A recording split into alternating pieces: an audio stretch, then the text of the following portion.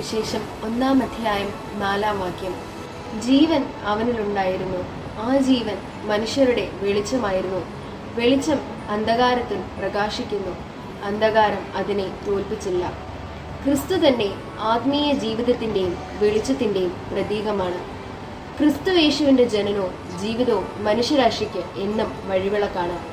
ഇരുട്ടിലും വെളിച്ചത്തിലും സ്വയം ശുദ്ധീകരിക്കുവാനും മറ്റുള്ളവർക്ക് പ്രകാശമായി തീരുവാനും നമുക്കും കഴിയണം. മരുഭൂമിയിലുള്ള യാത്രയിൽ ഇസ്രായേലിനെ അഗ്നിസ്തംഭം നയിച്ചതുപോലെ പ്രയാസകരമായ സമയങ്ങളിൽ ദൈവത്തിന്റെ ദിശയെ വെളിച്ചം പ്രതിനിധീകരിക്കുന്നു.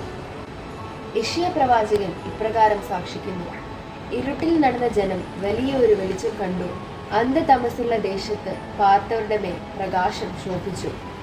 ക്രിസ്തുവിന്റെ വിശ്വാസം നിത്യജീവന് പ്രത്യാശയായി തീരുവാൻ നമുക്ക് ഓരോരുത്തർക്കും ഈ നോമ്പുകാലത്ത് സാധിക്കട്ടെ.